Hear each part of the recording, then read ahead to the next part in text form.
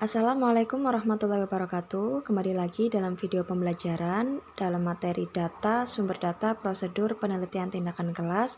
Saya Laila Ale Lutfiana, 5A PAI.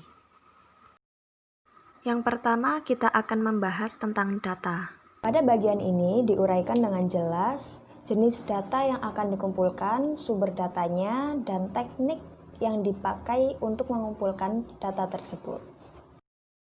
Jenis data yang dikumpulkan dalam PTK umumnya adalah data tentang proses pembelajaran, termasuk interaksi antara guru dengan siswa maupun antara siswa dengan siswa lainnya. Yang kedua adalah sumber data. Sumber data di sini juga perlu diidentifikasi dengan jelas, karena sumber data biasanya adalah siswa sebagai kumpulan individu atau kelompok, karena merekalah yang secara logis dan tradisional akan menampilkan perubahan yang terjadi karena pengaruh dari tindakan tersebut. Sumber data yang lain adalah guru, dan di dalam hal tertentu, kepala sekolah dan staf yang lainnya juga diperlukan. Namun perlu diingat, guru di sini bukanlah objek pertama dalam penelitian. Sebagai sumber data, informasi dari guru yang paling diperlukan adalah persepsinya terhadap dampak tindakan yang dirasakan di dalam konteks pelaksanaan tugasnya sebagai guru. Yang ketiga ada konteks dan situasi lingkungan. Di sini perlu dilukiskan dengan jelas agar dari data yang diperoleh dapat dikembangkan menjadi simpulan-simpulan yang bermakna. Perubahan aktivitas belajar siswa bisa dilihat dari sini, misalnya lingkungan A yang memiliki situasi lingkungan yang memadai akan berbeda dengan lingkungan B yang memiliki situasi lingkungan yang kurang memadai. Nah, dalam tabel ini ada data dan sumber data ya teman-teman, bisa dilihat.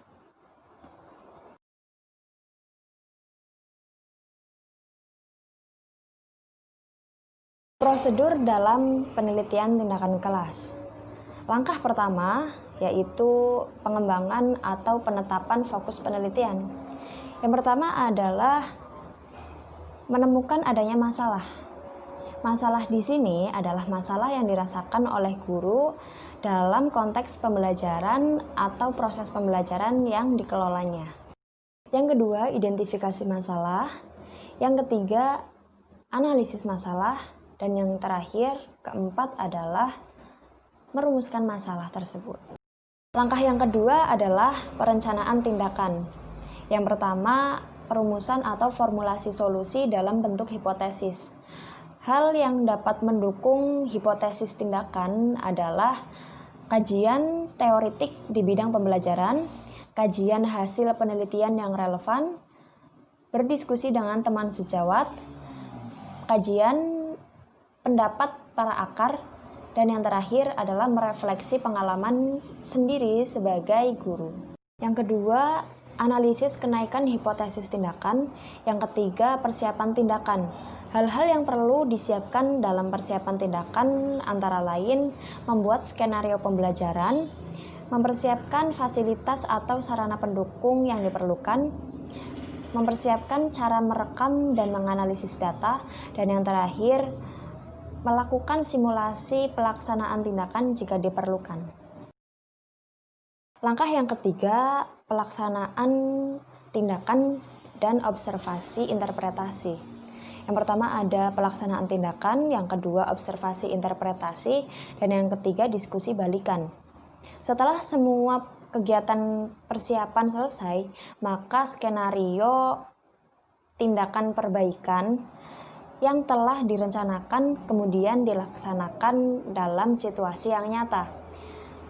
Kegiatan ini merupakan kegiatan pokok dalam proses penelitian tindakan kelas. Namun, kegiatan ini juga perlu dibarengi dengan observasi dan interpretasi serta kegiatan refleksi. Langkah yang keempat, analisis data dan refleksi.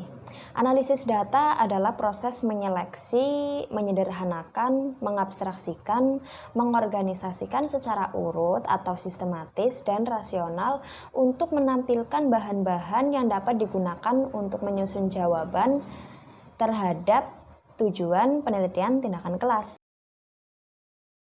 Analisis data yang bersifat kualitatif dapat dilakukan melalui 3 tahapan, yaitu reduksi data, paparan data, dan penyimpulan.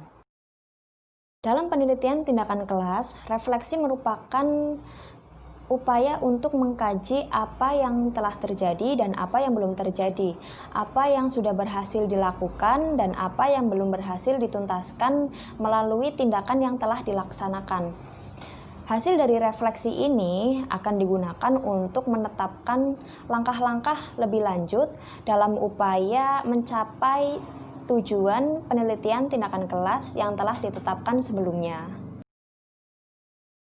Langkah yang terakhir adalah perencanaan tindak lanjut.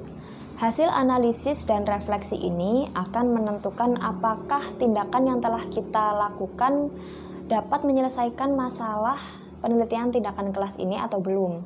Apabila hasilnya belum memuaskan atau masalah yang ada belum terpecahkan, maka perlu dilakukan tindakan perbaikan lanjutan dengan cara memperbaiki tindakan perbaikan sebelumnya, atau bila perlu menyusun tindakan perbaikan yang baru untuk mengatasi masalah yang ada. Oke, terima kasih atas perhatian teman-teman semua. Mohon maaf apabila ada kesalahan kata. Wassalamualaikum warahmatullahi wabarakatuh.